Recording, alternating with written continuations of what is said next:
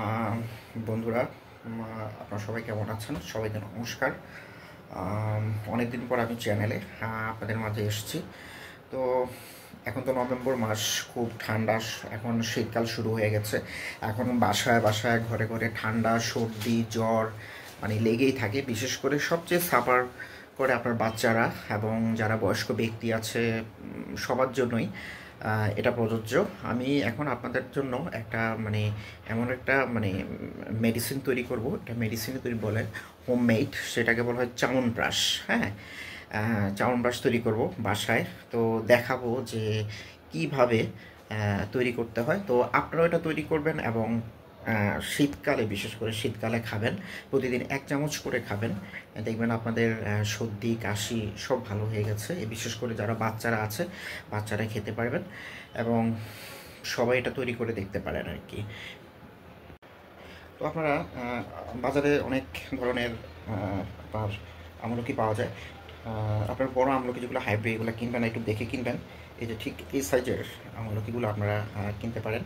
তো 1 KG, 1 KG পরিমাণ যদি অল্প পরিমাণে কিছু করতে চান তাহলে 1 কেজি কিনতে পারেন। আপাতত তৈরি করে দেখতে পারেন যে কেমন লাগে আপনাদের। তারপর যদি ভালো লেগে থাকে তাহলে আরও কিনে এই চামড়াস তৈরি করতে পারেন, ঠিক এই ছোটোগুলো।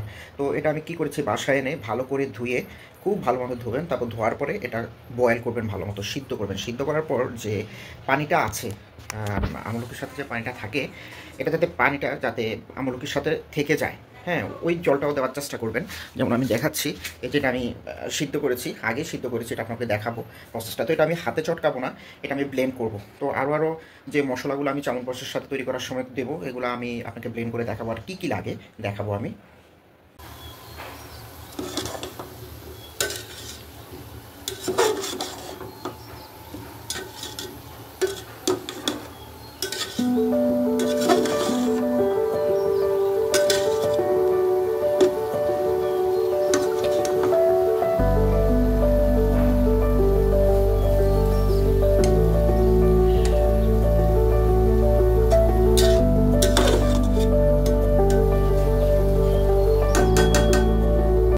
তো বন্ধুরা, চাউনবাস তৈরি করতে যে ইনগ্রেডিয়েন্টসগুলো দরকার হয়, যে মশলাগুলো দরকার হয়, যে উপাদানগুলো দরকার হয়, এগুলো হচ্ছে যে দারুচিনি, তেজপাতা, এলাচি, তারপর হচ্ছে গিয়ে লং, মৌরি। মৌরি আরও লাগবে, যেটাকে বলা হয় মিষ্টি জিরা। তো এটা হচ্ছে গিয়ে লং, সরি, এটা হচ্ছে গোলমরিচ, যেটা হচ্ছে স্টার, তো জায়ফল, এটা হচ্ছে গিয়ে সাদা গোলমরিচ। তো আমি এখন দিয়ে দিই।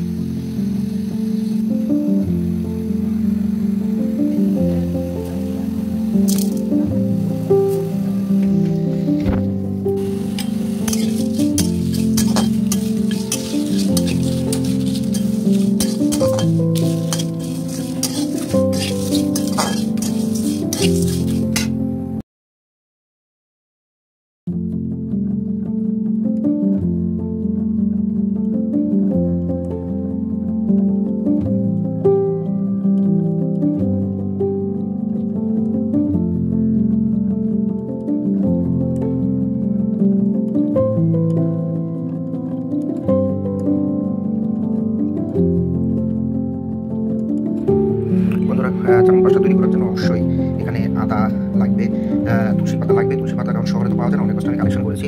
আর এটা হচ্ছে গুড়। আর গুড়টা দিলে হবে কি, আপনার পেটটাও ঠান্ডা থাকবে, যেটা এই চামপাসের সাথে যায়। এবং যেটা সবচেয়ে গুরুত্বপূর্ণ হচ্ছে কি, এই যে খেজুরটা, এটা আপনার 1 ঘন্টার মতো ভিজিয়ে রাখতে হবে। এবং ভিজালে দেখবেন যেটা একবার নরম হয়ে গেছে। এবং অবশ্যই বিচিগুলো খুলে ফেলবেন। মনে করেন অবশ্যই বিচিগুলো এবং চিন্তা চেষ্টা করবেন যে ভালো ব্র্যান্ডের কেনার জন্য এই খেজুর, কিছু নিয়মের খেজুর পাওয়া যায় বাজারে, এগুলো কেনা থেকে অবশ্যই বিরত থাকবেন।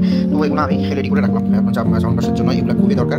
তো এই যে দেখতে পাচ্ছেন, একেবারে পরিষ্কার করে নিতে হবে, একেবারে যাতে কোনো ময়লা না থাকে, এভাবে পরিষ্কার করে নেবেন। তো আমি এগুলো সবগুলা, এই যে বিশেষ করে 3টা আইটেম, খেজুরটা দেখতে পাচ্ছেন, খেজুর, আদা আর তুলসী পাতা, এই তিনটা আমি একসাথে ব্লেন্ড করবো। আগে আমি আমলাটা, অর্থাৎ ওই যে আপনার আমলকিটা আমি ব্লেন্ড করবো। তারপর ওই যে আপনারা দেখতে পাচ্ছেন যে মশলাটা, যেটা আমি কড়াইতে করেছি, তো এটা এটা আপনার ব্লেন্ড করতে হবে আর কি। অর্থাৎ এটা গুঁড়াটা, এটা আমরা ইউজ করবো চামপাসের তৈরিতে, এটা লাগবে। তো আমলকিটা আমি নিয়ে নিলাম ব্লেন্ড করার জন্য। এখন আমি ব্লেন্ড চালু করে দিব। এই যে ব্লেন্ডে নিলাম আমলকিটা।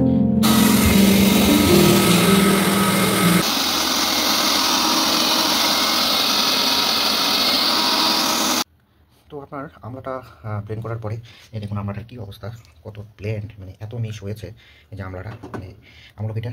তো আমি আমলকি ব্লেন্ড করার পরে তো এখানে দিয়ে দিলাম খেজুরটা। এই যে খেজুরটা অন্ধকারের জন্য দেখা যাচ্ছে না, এই যে খেজুরটা। তো দিয়ে দেবো তুলসী পাতা। তো এরপর দিয়ে যাবো আদা। তো এই 3টে ইনগ্রিডিয়েন্টস একসাথে প্লেন করতে হবে আর কি।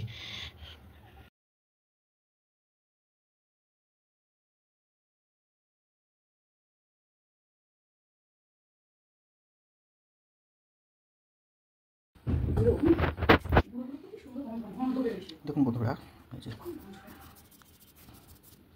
একেবারে মিহি হয়ে গেছে।